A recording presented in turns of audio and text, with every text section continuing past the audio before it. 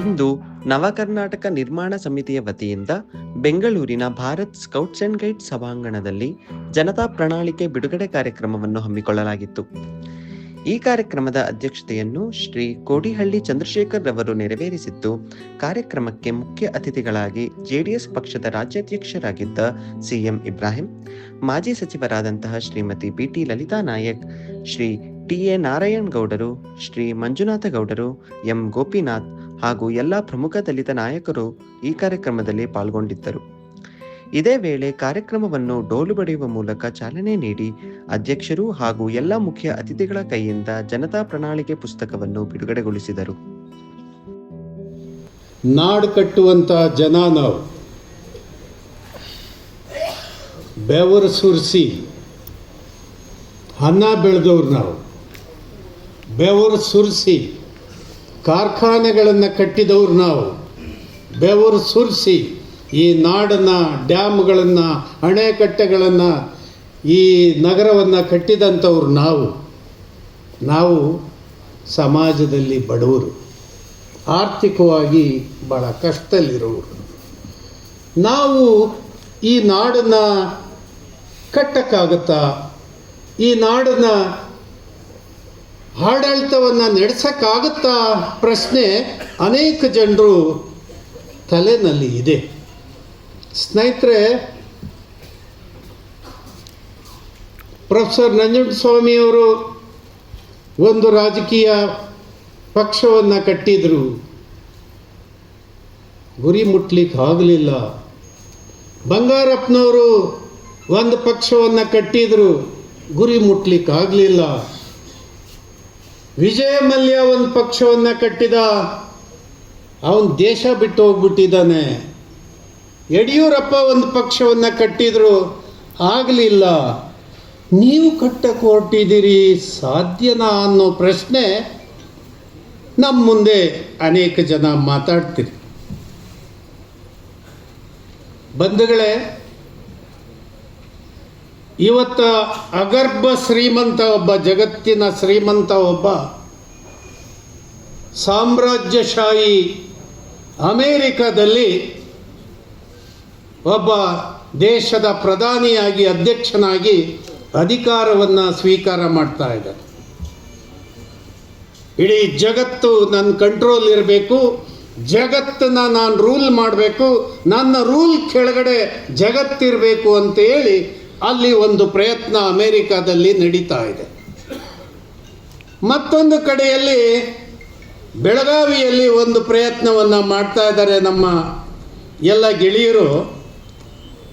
ಮಹಾತ್ಮ ಗಾಂಧೀಜಿ ಅವ್ರದ್ದು 100 ವರ್ಷ ಆಗಿದೆ.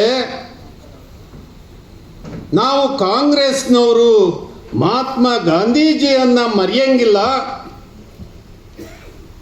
ನಮ್ಮ ಕಣದಲ್ಲೂ ಮಹಾತ್ಮ ಗಾಂಧಿ ಅಂತ ಹೇಳಿ ಕಾರ್ಯಕ್ರಮ ಇಟ್ಕೊಂಡು ನಕಲಿ ಗಾಂಧಿಗಳು ಅಲ್ಲಿ ಬೆಳಗಾಂನಲ್ಲಿ ಸೇರ್ತಾ ಇದ್ದಾರೆ. ಸ್ನೇಹಿತರೆ, ಈ ಕರ್ನಾಟಕದ ಕಾಂಗ್ರೆಸ್ನವರು, ಕರ್ನಾಟಕದ BJPಯವರು ಅಥವಾ ಇನ್ಯಾವುದೋ ಪಕ್ಷದವರಿಗೆ ಕರ್ನಾಟಕದ ನೆಲದ ಸೊಗಡಿನ ಭಾಷೆ ಕನ್ನಡದಲ್ಲಿ ಬಸವಣ್ಣ ಬಹಳ ತಿಳಿಯಾಗಿ, ಹಗುರವಾಗಿ ಮತ್ತು ಸರಳವಾಗಿ ಹೇಳಿರ್ತಕ್ಕಂಥ ಮಾತುಗಳೇ ಅರ್ಥ ಆಗಲ್ಲ. ಇಲ್ಲಿಗೆ 100 ವರ್ಷದ ಹಿಂದೆ ಬೆಳಗಾವಿಯಲ್ಲಿ ನಡೆದಂಥ ಕಾಂಗ್ರೆಸ್ ಅಧಿವೇಶನದಲ್ಲಿ ಮಹಾತ್ಮ ಗಾಂಧಿ ಒಂದು ಮಾತು ಹೇಳ್ತಾರೆ, ಬಸವಣ್ಣನ ಸರಿಯಾಗಿ ಅರ್ಥ ಮಾಡಿಕೊಂಡಂಥ ಬುದ್ಧನ್ನ ಹೆಂಗೆ ಅಶೋಕ ಅರ್ಥ ಮಾಡಿಕೊಂಡು, ಅಂಥ ಒಬ್ಬ ಅಶೋಕ ಕರ್ನಾಟಕದಲ್ಲಿ ಬಸವಣ್ಣನ ಅರ್ಥ ಮಾಡಿಕೊಂಡು ಆ ವಿಚಾರಗಳನ್ನು ಜಾರಿಗೆ ತರುವಂಥ ಕೆಲಸ ಮಾಡಿದರೆ ಭಾರತ ದೇಶ ಬಸವಾದಿ ವಿಚಾರವನ್ನಾಗಿ ಉಳಿತಾ ಇತ್ತು ಅಂತ ಹೇಳಿ. ಇವರಿಗೆ ಬಸವನೂ ಬೇಕಾಗಿರಲಿಲ್ಲ, ಗಾಂಧಿನೂ ಬೇಕಾಗಿಲ್ಲ, ಅಂಬೇಡ್ಕರು ಬೇಕಾಗಿಲ್ಲ, ಕುವೆಂಪು ಬೇಕಾಗಿಲ್ಲ, ಯಾರೂ ಬೇಕಾಗಿಲ್ಲ. ಇವ್ರಿಗೆ ಬೇಕಾಗಿರೋದು ಕರ್ನಾಟಕ ಸರ್ಕಾರದ ಕುರ್ಚಿಗಳಷ್ಟೇ. ಈ ಕುರ್ಚಿ, ಅದರ ಹಿಂದೆ ಇರ್ತಕ್ಕಂಥ ಸಂಪತ್ತು, ಇವ್ರು ಲೂಟಿ ಮಾಡಿರ್ತಕ್ಕಂಥ ಸಂಪತ್ತು ಇದನ್ನೆಲ್ಲ ಅನುಭವಿಸೋದಕ್ಕೆ ಶಾಸನಬದ್ಧವಾದಂಥ ಒಂದು ಅಧಿಕಾರ ಕರ್ನಾಟಕದಲ್ಲಿ ಬೇಕು, ಭಾರತ ಸರ್ಕಾರದಲ್ಲಿ ಬೇಕಾಗಿದೆ. ಇದಕ್ಕೋಸ್ಕರ ರಾಜಕಾರಣ ಮಾಡ್ತಾ ಇರ್ತಕ್ಕಂಥ ಒಂದು ವರ್ಗ. ರಾಜಕಾರಣ ಅಂದರೆ ತಾವು ತಿಳ್ಕೋಬೇಕು, ರಾಜಕಾರಣ ಅಂದರೆ ಸಮಾಜ ಸೇವೆ ಮಾಡೋದಕ್ಕೆ ರಾಜಕಾರಣ. ಮಹಾತ್ಮ ಗಾಂಧಿ ಇರ್ಬೋದು, ಅಂಬೇಡ್ಕರ್ ಇರ್ಬೋದು, ಸುಭಾಷ್ ಚಂದ್ರ ಬೋಸ್ ಇರ್ಬೋದು, ಪಟೇಲ್ ಇರ್ಬೋದು, ಅನೇಕ ಸ್ವಾತಂತ್ರ್ಯ ಚಳವಳಿಗಾರರು ಏನು ಬಂದರೋ ಅವರು ಸಮಾಜ ಸೇವೆ ಕೆಲಸವನ್ನ ಮಾಡೋದ್ರ ಮೂಲಕ ರಾಜಕಾರಣದಲ್ಲಿ ತೋರಿಸಿದ್ರು. ಈಗ ಬರ್ತಕ್ಕಂಥವ್ರು ಇವರೆಲ್ಲ ರಾಜಕಾರಣಿಗಳ, ಇವರು ರಾಜಕಾರಣಿಗಳಂಗೆ ಕಾಣ್ತಾರ? ಹೇಳಿ ನೋಡೋಣ. ನಾವೆಂತ ಮೂರ್ಖರಾಗಿದ್ದೀವಿ ಅಂದ್ರೆ, ಅರೆ ಜೈಲಿಂದ ಈಚೆಗೆ ಬಂದವನಿಗೆ 100 ಹೂನಾರ ಹಾಕಿ 100 ಗಾಡಿಗಳಲ್ಲಿ ಮೆರವಣಿಗೆ ಕರ್ಕೊಂಬರ್ತೀವಲ್ಲ, ನಮಗಿಂತ ಮೂರ್ಖರಿ ಬೇಕೇನ್ರಿ? ಯಾವನೋ ಒಬ್ಬ ಡೆಲ್ಲಿನಲ್ಲಿ ಜೈಲಿಗೆ ಹೋಗ್ತಾನೆ, ಅವನು ಜೈಲಿಂದ ಬಂದು ಬೆಂಗಳೂರು ವಿಮಾನ ನಿಲ್ದಾಣದಲ್ಲಿ ಇಳಿದ್ರೆ 5,000 ಜನ ಹೂನಾರ ಹಾಕಿ ಮೆರವಣಿಗೆ ಕರ್ಕೊಂಬರ್ತೀವಿ ಬೆಂಗಳೂರಿಗೆ ಅಂದ್ರೆ ನಾಚಿಕೆ ಆಗಲ್ವಾ ನಮ್ಗೆ? ನಾಚಿಕೆ ಆಗಲ್ವೇನ್ರಿ? ಇದು ನಮ್ಮ ಜನರ ನಡುವೆ ತರ್ಕಬದ್ಧವಾಗಿ ಚರ್ಚೆ ನಡಿಬೇಕು, ಜನರ ನಡುವೆ ಮಾತಾಡಬೇಕು. ಇದನ್ನೆಲ್ಲ ಮರೆಸೋದಕ್ಕೆ, ಇದನ್ನೆಲ್ಲ ಬಚ್ಚಿಕ್ಕೋದಕ್ಕೆ ಕೇವಲ 1% ಭಾರತ ದೇಶದಲ್ಲಿ ಶ್ರೀಮಂತರನ್ನಾಗಿ ಪರಿವರ್ತನೆ ಮಾಡಲಿಕ್ಕೆ ಭಾರತ ಸರ್ಕಾರ ನೋಟ್ ಅಮಾನ್ಯೀಕರಣ ಮಾಡಿ ಜನರನ್ನು ತಂದು ಬ್ಯಾಂಕ್ ಮುಂದೆ ಕ್ಯೂನಲ್ಲಿ ನಿಲ್ಲಿಸ್ತಾರೆ.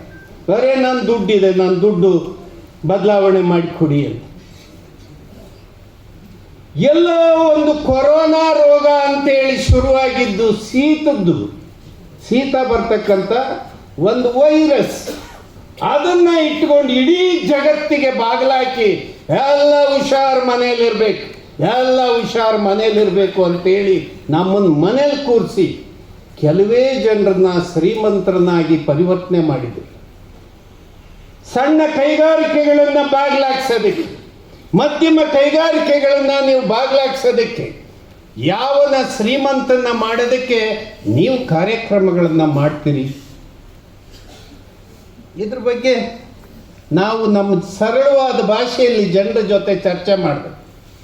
ಮೊನ್ನೆ ಯಾರೋ ಒಬ್ಳು ಹೆಣ್ಣು ಮಗಳು ಟಿವಿನಲ್ಲಿ ಮಾತಾಡ್ತಾಳೆ, ಅರೇ ಶೀತ ಜಾಸ್ತಿ ಆಗ್ತಾ ಇದೆ, ಏನು 60 ವರ್ಷ ಆಜುಬಾಜು ಇದ್ದೀರಿ, ನೀವೆಲ್ಲ ಜೋಪಾನಾಗಿರ್ಬೇಕು, ಮನೇಲೇ ಇರಬೇಕು, ಇಲ್ಲದಿದ್ರೆ ಬೆಂಗಳೂರು ಬಿಟ್ಟು ಆಚೆಗೆ ಹೋಗ್ಬೇಕು, ಹುಷಾರ್ ಹುಷಾರ್. ಯಾಳ್ರಿ ಈಕೆ ತಿಕ್ಲಿನ ಹೌದಾ ಅಲ್ವಾ? ಅಲ್ಲ ರೀ, ನಮ್ಮ ಜನರು ಏನು ಕಾರ್ತಿಕ ಮಾಸ ಕಳೀತಾ ಇದ್ದಂಗೆ ಎಂತೆಂಥ ವ್ರತ ಆಚರಣೆಗಳನ್ನು ಅಯ್ಯಪ್ಪ ಸ್ವಾಮಿ ಭಕ್ತರು ಬೆಳಿಗ್ಗೆ 5 ಗಂಟೆ 4 ಗಂಟೆಗೆ ಎದ್ದು ತಣ್ಣೀರು ಸ್ನಾನ ಮಾಡಿಕೊಂಡು ಜಪ ಮಾಡಿ ತಪ ಮಾಡೋದಕ್ಕೆ ಎಲ್ಲ ಕೆಲಸ ಮಾಡ್ತಾರೆ. ಅವ್ರ ಆರ್ಟ್ ಒಡೆದೋಗುತ್ತೇನೋ? 5 ಗಂಟೆಗೆ ಎದ್ದು ಸ್ನಾನ ಮಾಡಿರೋ ಆರ್ಟ್ ಒಡೆದೋಗುತ್ತಾ? ಹೇಳಿ ನೋಡೋಣ. ಇಂಥ ತಪ್ಪು ವಿಚಾರಗಳನ್ನು ಬಿತ್ತರಿಸಿ ಭಯವನ್ನು ನಿಮಗೆ ಮೂಡಿಸಿ ಭಯದ ವಾತಾವರಣವನ್ನ ಸೃಷ್ಟಿ ಮಾಡಿ ಭಯದಲ್ಲೇ ಬದುಕಬೇಕು. ನೀವು ಹೇಗೆ ಭಯದಲ್ಲೇ ಬದುಕಬೇಕು? ಅದಕ್ಕೆ ನಂಜುಂಡಸ್ವಾಮಿ ಒಂದು ಸ್ಲೋಗನ್ ಹೇಳಿದ್ದಾರೆ, ಭಯ ಹತಾಶೆಗಳನ್ನ ನಮ್ಮ ಸಮಾಜದಿಂದ ಜಾಡಿಸಿ ಒದ್ದೋಡಿಸಿ ಅಂತ. ಭಯ ಹತಾಶೆಗಳು ಇನ್ನು ಮೇಲೆ ಇರಬಾರ್ದು, ಇನ್ನು ಮೇಲೆ ನಮಗಿಲ್ಲ. ನಾವು ತೀರ್ಮಾನ ಮಾಡಿದಂಗೆ ಈ ನಾಡಿನಲ್ಲಿ ಈ ನೆಲದ ವಿಚಾರಗಳನ್ನು ಇಟ್ಟುಕೊಂಡು ನೆಲದ ವಿಚಾರದ ಮೇಲೆ ಈ ನಾಡು ಕಟ್ಟುವಂಥ ಕಾರ್ಯಕ್ರಮವನ್ನು ನಾವು ಜಾರಿಗೆ ತರಬೇಕಾಗಿದೆ. ಬಂಧುಗಳೇ, ನಾವೆಲ್ಲರೂ ಇಲ್ಲಿ ಸೇರಿದ್ದೇವೆ. ಒಂದು ನಾವು ತಿಳ್ಕೋಬೇಕಾಗತ್ತೆ, ಯಾವತ್ತೂ ಕೂಡ ಪರಿವರ್ತನಾಕಾರರ ಕತ್ತಿಯ ಮೇಲೆ ಕತ್ತಿನ ಮೇಲೆ ಕತ್ತಿ ತೂಗ್ತಾ ಇರುತ್ತೆ. ಈ ದೇಶದ ಇತಿಹಾಸ ಎಲ್ಲ ಪರಿವರ್ತನಾಕಾರರನ್ನು ಕೊಲ್ತಕ್ಕಂಥ ಕೆಲಸವನ್ನೇ ಮಾಡ್ಕೊಂಡು ಬಂದಿದ್ದಾರೆ. ಗೋಪಿನಾಥರವರು ಒಂದು ಮಾತನ್ನು ಹೇಳಿದರು, ಇವತ್ತು ನಾವು ಪರಿವರ್ತನೆ ಆಗಬೇಕಾ,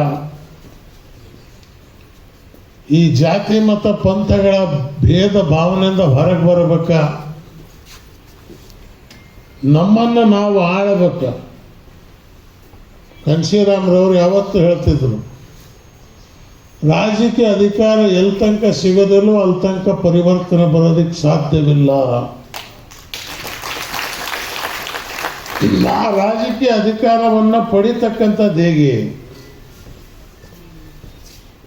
ಇವತ್ತಿನ ಕಾಲದಲ್ಲಿ ಎರಡರ ಮೇಲೆ ನಿಂತಿದೆ, ಒಂದು ಜಾತಿ, ಎರಡು ದುಡ್ಡು. ಚನ್ನಪಟ್ಟಣ ಚುನಾವಣೆ ನೋಡಿದಿರಿ, 150 ಕೋಟಿ ಸೋತವ್ರಿಗೆ ಖರ್ಚು ಮಾಡಿದ್ರು, 100 ಕೋಟಿ ರೂಪಾಯಿ ಗೆದ್ದವ್ರು ಖರ್ಚು ಮಾಡಿದ್ರು. ಶಿಗ್ಗಾವಿಯಲ್ಲಿ ಅಲ್ಲೂ ಅದೇ ಕತೆ. ಇವತ್ತು ಈ ದುಡ್ಡಿನ ಮುಂದೆ ಅದರ ಆಸೆಗೆ 10 ದಿವಸಕ್ಕೆ 15 ದಿವಸಕ್ಕೆ ಬರ್ಬೋದು. ಅದು ಒಂದು ತಿಂಗಳದ ಜೀವನದ ಆಸೆಗೆ ನಾವು ದುಡ್ಡು ತಗೊಂಡು 5 ವರ್ಷ ನಮ್ಮ ಜೀವನವನ್ನು ಹಾಳು ಮಾಡ್ಕೋತಾ ಇದ್ದೀವಿ ಅನ್ನಕ್ಕಂಥ ಚಿಂತನೆ ನಮ್ಮಲ್ಲಿ ಎಲ್ಲಿವರೆಗೆ ಬರೋದಿಲ್ವೋ ಅಂದಿನವರೆಗೆ ನಮ್ಮ ಸ್ಥಿತಿ ಇದೇ ಆಗಿರುತ್ತೆ. ನಾನು 1962 ಇಸ್ವಿಯಲ್ಲಿ 11 ವರ್ಷದ ಹುಡುಗಿದ್ದಾಗ, ಜೋಡತ್ ಗುರ್ತಿದ್ದಾಗ ನಾನು ಚುನಾವಣೆ ಮಾಡಿದವನು. 72ರಲ್ಲಿ ಕಾಂಗ್ರೆಸ್ ಹೊಡೆದಾಗ ಜಯಪ್ರಕಾಶ್ ನಾರಾಯಣರವರು ಚಳವಳಿಯಲ್ಲಿ ಸಂಸ್ಥಾ ಕಾಂಗ್ರೆಸ್ ಅಂತೇಳಿ ಚಳವಳಿ ಮಾಡಿದವರು. 75ರಲ್ಲಿ ಬಿಹಾರಲ್ಲಿ, ಗುಜರಾತ್ನಲ್ಲಿ ನವನಿರ್ಮಾಣ ಚಳವಳಿಯಲ್ಲಿ ಭಾಗವಹಿಸಿದವನು. ಕರ್ನಾಟಕದಲ್ಲಿ ಚಳವಳಿ ಮಾಡಿದಾಗ 75ರಿಂದ 77ರವರೆಗೆ 18 ತಿಂಗಳು ಜೈಲಲ್ಲಿದ್ದವನು ನಾನು. ನನ್ನ ಜೊತೆಯಲ್ಲಿ ಹೆಗಡೆ ಅವರು, ದೇವೇಗೌಡರು, ಶ್ಯಾಮನಂದನ್ ಮಿಶ್ರಾ, ಮಧುದಂಡಾವತೆ, ಜಯೇಶ್ ಪಟ್ಲು, ಸಾವಿರಾರು ಜನ ಇದ್ದರು. 77 ಹೊರಗೆ ಬಂದ ಮೇಲೆ ಜನತಾ ಪಾರ್ಟಿ ಅದು ಕೂಡ ಅಧಿಕಾರಕ್ಕೆ ಬಂತು. ಆದರೆ ಕೆಲವು ನಾಯಕರ ಹಿತಾಸಕ್ತಿಯಿಂದ ಆ ಪಾರ್ಟಿನೂ ಒಡೆಯಿತು. ಅದೊಂದು ಇತಿಹಾಸ ಇತ್ತು. ಚಂದ್ರಶೇಖರ್ ಅದಕ್ಕೆ ರಾಷ್ಟ್ರೀಯ ಅಧ್ಯಕ್ಷರಾದರು. ಇಲ್ಲಿ ವೀರೇಂದ್ರ ಪಾಟೀಲ್ ರಾಜ್ಯ ಅಧ್ಯಕ್ಷರಾದರು, ನಾನು ಸೆಕ್ರೆಟರಿ ಆಗಿದ್ದೆ. ಅದು ಮತ್ತೆ ಹೊಡೀತು, ಮತ್ತೆ ಸೇರಿತ್ತು. ಕೊನೆಗೆ 95ರಲ್ಲಿ ಮತ್ತೆ ಇಂಥದ್ದೇ ಸಂಗಮ ಆಯಿತು. ಎಲ್ಲರೂ ಸೇರಿದ್ರೆ ಜನತಾ ಪಾರ್ಟಿ ಅಧ್ಯಕ್ಷ ನಾನಾದೆ. ಚುನಾವಣೆ ನಡೀತು, ದೇವೇಗೌಡರು ಮುಖ್ಯಮಂತ್ರಿ ಆದರು. ಪಾರ್ಲಿಮೆಂಟ್ ಚುನಾವಣೆ ನಡೀತು, ಪ್ರಥಮ ಬಾರಿಗೆ 16 ಸೀಟನ್ನು ಜನತಾ ಪಾರ್ಟಿ ಗೆಲ್ತು. ಕರ್ನಾಟಕದ ಒಬ್ಬ ನಾಯಕ ಕೇಂದ್ರದಲ್ಲಿ ಪ್ರಧಾನಮಂತ್ರಿ ಆದ. ಅದು ಕೂಡ 11 ತಿಂಗಳು. ಇದು ಒಡೆದು ಒಡೆದು ಒಡೆದು ಒಡೆದು ಒಡೆದು ಇಷ್ಟು ಕೆಟ್ಟ ಅನುಭವ ಆಗಿದೆ ನಮಗೆ. ಇದು ಎಲ್ಲಿ ಹೋಗ್ಬೇಕು, ಎಲ್ಲಿ ನಿಲ್ಲಬೇಕು? ಇರ್ತಕ್ಕಂಥ ಎಲ್ಲ ನನ್ನ ಒಡನಾಡಿ ಹಿರಿಯ ಮುತ್ಸದ್ದಿ ಮುಖಂಡರೇ, ಇದುವರೆಗೂ ಕೂಡ ಅತ್ಯಂತ ಸಾವಧಾನವಾಗಿ ಸಹಕರಿಸಿ ಕೇಳಿದಂಥ ಎಲ್ಲ ನನ್ನ ಹೋರಾಟಗಾರರೇ, ಮಾಧ್ಯಮದ ಬಂಧುಗಳು, ಈ ಭಾರತ ದೇಶವನ್ನು ಬೌದ್ಧರು 9 ವರ್ಷಗಳ ಕಾಲ ಆಳಿದ್ದಾರೆ. ಹಾಗೆಯೇ ಮೊಘಲರು, ಮುಸ್ಲಿಂ ಅರಸರು 800 ವರ್ಷಗಳ ಕಾಲ ಆಳಿದ್ದಾರೆ. ಆ ನಂತರ ಕೊನೆಯ ಸಂದರ್ಭದಲ್ಲಿ ಬ್ರಿಟಿಷರು 200 ವರ್ಷಗಳ ಕಾಲ ಆಳಿದ್ದಾರೆ. ಆ ನಂತರ ಸ್ವಾತಂತ್ರ್ಯ ನಂತರ 77 ವರ್ಷಗಳ ಕಾಲ ನಮ್ಮವರೇ ಆದಂಥ ಭಾರತೀಯರು ಬ್ರಿಟಿಷರಿಗಿನ್ನ ಭಿನ್ನವಾದಂಥ ಅದೇ ಬ್ರಿಟಿಷ್ ಆಡಳಿತವನ್ನು ನಮಗೆ ನೀಡಿದ್ದಾರೆ. ಅದರಲ್ಲಿ 65 ವರ್ಷ ಕಾಂಗ್ರೆಸ್ ಆಡಳಿತವನ್ನು ಮಾಡಿದೆ. ಇನ್ನು ಉಳಿದ ಅವಧಿಯನ್ನು ಕಾಂಗ್ರೆಸ್ಸೇತರ ಪಕ್ಷಗಳು ಆಡಳಿತವನ್ನು ಮಾಡಿದೆ. ಇವು ಆಡಳಿತದ ಸಂದರ್ಭದಲ್ಲಿ ಈ ದೇಶದ ಬದಲಾವಣೆಯನ್ನು ನಡೆದಿಲ್ಲ. ಸ್ವಜನ ಪಕ್ಷಪಾತ, ಮನೆತನದ ಆಡಳಿತ, ತೀವ್ರ ಭ್ರಷ್ಟಾಚಾರ, ನಿರುದ್ಯೋಗ, ಹಾಹಾಕಾರ, ರೈತರ ಬವಣೆ, ಕೂಲಿ ಕಾರ್ಮಿಕರ ಬವಣೆಯನ್ನು ಹಾಗೆ ನಿಂತ ನೀರಾಗಿ ಎಳಿಸಿದ್ದಾರೆ. ಇವರ ಆಡಳಿತ ವೈಖರಿ ಹೇಗಿದೆ ಅಂದರೆ, ಈ ದೇಶದ ಆಂತರಿಕ ಉತ್ಪಾದನೆ 298 ಲಕ್ಷ ಕೋಟಿ. ಕಳೆದ ಬಾರಿ ಮೋದಿಜಿಯವರ ಬಜೆಟ್ನಲ್ಲಿ ಪ್ರಕಟಿಸಿದಂತಹ ಹಣ 39 ಲಕ್ಷ ಕೋಟಿ.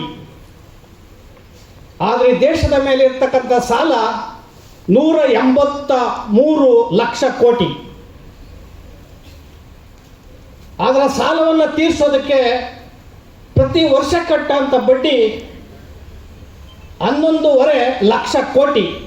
ಅಂದರೆ GDPಯ 18.2% ಲಕ್ಷ ಕೋಟಿ. ಕಾರ್ಪೊರೇಟ್ ಕಂಪ್ನಿಗಳ ಸಾಲವನ್ನು ರೈಟ್ ಅಪ್ ಮಾಡಿರೋಂಥದ್ದು ಮೋದಿಜಿಯವರು 15.5 ಲಕ್ಷ ಕೋಟಿ. ಆದರೆ ದೇಶದಲ್ಲಿ 9 ಕೋಟಿ ಮಕ್ಕಳಿಗೆ ಒಪ್ಪತ್ತಿನ ಊಟ ಇಲ್ಲ. 12 ಕೋಟಿ ಮಕ್ಕಳು ಶಾಲೆಯಿಂದ ಹೊರಗಡೆ ಉಳಿದಿದ್ದಾರೆ. ಅದೇ ಇಲ್ಲಿನ ರಾಜ್ಯ ಸರ್ಕಾರ 6 ಲಕ್ಷಕ್ಕೂ ಹೆಚ್ಚು ಕೋಟಿ ಬಜೆಟನ್ನು ಮಾನ್ಯ ಮುಖ್ಯಮಂತ್ರಿ ಸಿದ್ದರಾಮಯ್ಯ ಸರ್ಕಾರ ಘೋಷಿಸಿದೆ. 5 ಗ್ಯಾರಂಟಿಗಳನ್ನು ಕೊಟ್ಟಿದೆ. ಅದು 5 ಗ್ಯಾರಂಟಿಗೆ ಯಾರು ದುಡ್ಡನ್ನು ಕೊಟ್ಟಿದೆ ಅಂದರೆ SC ST TS ನಲ್ಲಿ ಪರಿಶಿಷ್ಟ ಜಾತಿ ಪರಿಶಿಷ್ಟ ವರ್ಗಗಳ 25,000 ಕೋಟಿ ಹಣವನ್ನು ಆ 5 ಗ್ಯಾರಂಟಿಗೆ ಹಾಕಿ 5 ಗ್ಯಾರಂಟಿ ಕೊಟ್ಟಿದ್ದೀನಿ ಅಂತ ಹೇಳ್ತಿದ್ರು. ಇದು ಈ ದೇಶ, ಈ ರಾಜ್ಯದ ವೈಖರಿ. ಆ ಕಾರಣದಿಂದ ನಾವು ಈ ದೇಶದಲ್ಲಿ ಅಥವಾ ಈ ರಾಜ್ಯದಲ್ಲಿ ಒಂದು ರಾಜಕೀಯ ಪರ್ವವನ್ನು ಅಥವಾ ಈ ಬ್ರಿಟಿಷ್ ಮಾದರಿ ಆಡಳಿತವನ್ನು ಏನು ಕೊಡ್ತಾ ಇದ್ದಾರೆ, ಈ ಆಡಳಿತವನ್ನು ನಾವು ಮಾಡಬೇಕು, ಜನರನ್ನ ಪರಿವರ್ತನೆ ಮಾಡಬೇಕು, ಮತದಾರರನ್ನ ಪರಿವರ್ತನೆ ಮಾಡಬೇಕು, ಹಣ ಹೆಂಡಕ್ಕೆ ಮಾರುವಾಗಿ ಮತವನ್ನು ಹಾಕಿ ಈ ದೇಶವನ್ನು ಹಾಳುಗೆಡುವಂತಹ ಒಂದು ನೆಲೆಯಿಂದ ಹೊರಗಡೆ ತರಬೇಕು ಅಂತ ಹೇಳಿ ಅನೇಕ ಜನರು ಹೋರಾಟವನ್ನು ಮಾಡಿದರೆ. ಸಂದರ್ಭದಲ್ಲಿ ಕಾಂಚೀರಾಮರನ್ನು ನೆನೆಸ್ತೇನೆ, ಪ್ರೊಫೆಸರ್ ಬಿ ಕೃಷ್ಣಪ್ಪನವ್ರು ನೆನೆಸ್ತೇನೆ, ಪ್ರೊಫೆಸರ್ ನಂಜುಂಡಸ್ವಾಮಿ ಅವ್ರು ನೆನೆಸ್ತೇನೆ. ಇನ್ನೇ ಅನೇಕ ಮಾಂದ್ರಿಯರು ಹೋರಾಟಗಳನ್ನು ಮಾಡಿದ್ದಾರೆ. ನಾವು ಕೂಡ ಅನೇಕ ಸಮಕಾಲೀನರಲ್ಲಿ ಎಲ್ಲ ನೆರೆದಿದ್ದೇವೆ. ಅವರಲ್ಲಿ ನಾನು ಅತ್ಯಂತ ವಿನೀತ ಮನವಿ ಮಾಡೋದು ಅಂತ ಹೇಳಿದ್ರೆ, ಯಾವುದೇ ತಮ್ಮ ಸಮಿತಿಗಳನ್ನು ಅಥವಾ ಪಕ್ಷಗಳನ್ನು ಬಿಡಿಯಾಗಿ ಗಟ್ಟಿಪಡಿಸೋಕ್ಕೋಸ್ಕರ ಮಾಡೋದು ಸರಿಯಲ್ಲ. ಅತ್ಯಂತ ಪ್ರಾಮಾಣಿಕವಾಗಿ ಈ ಹೋರಾಟ ಮುಂದಕ್ಕೆ ಹೋಗಲಿ. ಅದರಲ್ಲೂ ಕೂಡ ನಾನು ನನ್ನ ಪ್ರಾಮಾಣಿಕತೆಯಿಂದ ನಾನು ಕೂಡ ನಿಮ್ಮೊಟ್ಟಿಗೆ ಪಾಲ್ಗೊಳ್ತೀನಿ ಒಬ್ಬನಾಗಿ ಅಂತ ಹೇಳಿದ್ರು.